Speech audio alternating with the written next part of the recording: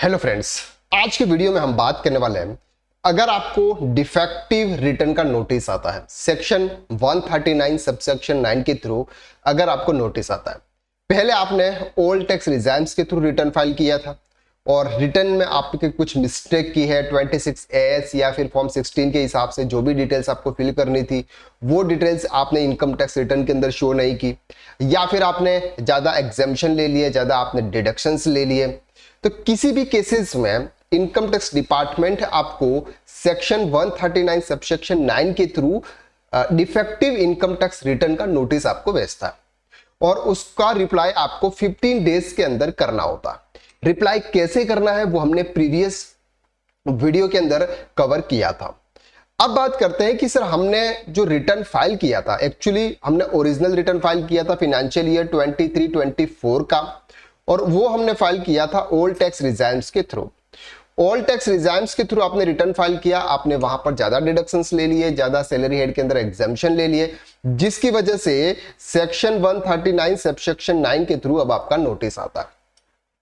अब इस नोटिस का आपको रिप्लाई करना है, तो रिप्लाई करने के लिए आपको वापस फिर से एक न्यू रिटर्न फाइल करना होता है और न्यू रिटर्न में आपको सेक्शन 139 सबसेक्शन 9 आपको सेलेक्ट करना होता है और फिर आपको सही डिटेल्स फिल करनी होती है। जो भी एक्चुअल आपका जो इनकम है, जो एक्चुअल इनकम है, वो इनकम आपको आपके इनकम टैक्स रिटर्न के अंदर शो करनी है। अब सर हमने जब रिटर्न एक्चुअल में जो फाइल किया था वो ओल्ड टैक्स रिजाइम्स के थ्रू फाइल किया था। अब हम सेक्शन 139 सबसेक्शन 9 के थ्रू हम रिटर्न फाइल कर रहे हैं, तो क्या हम न्यू टैक्स रिजाइम्स के थ्रू रिटर्न फाइल कर सकते हैं या नहीं कर सकते? क्योंकि ओल्ड टैक्स रिजाइम्स के थ्रू हमने रिटर्न फाइल किया तो उस समय सर हमारी जो इनकम थी वो ज्यादा थी, तो उस पर आपका जो टैक्स था वो ज्यादा आ रहा था। तो पर्सन ने क्या किया, एग्जेम्पशन ज्यादा ले लिए, जिससे उसका टैक्स इनकम क्या होगी, रिड्यूस हो गई और उनको टैक्स पे करने की लायबिलिटी नहीं आई। तो डिपार्टमेंट ने क्या भेज दिया, नोटिस भेज दिया कि सर आपने ये जो एग्जेम्पशन लिए, जो डिडक्शंस लिए, ये इनवैलिड है, आप इसको सही तरीके के डिटेल्स फिल कीजिए। आप वो चाहते हैं कि सर मैं न्यू टैक्स रिजाइम्स के थ्रू रिटर्न फाइल करूं ताकि वहां पर मुझे कम टैक्स पे करने को आए, क्योंकि इसकी जो स्लेब रेट है वो कम है, तो मुझे कम टैक्स पे करने को आए। तो मैं क्या न्यू टैक्स रिजाइम्स के थ्रू रिटर्न फाइल कर सकता हूं?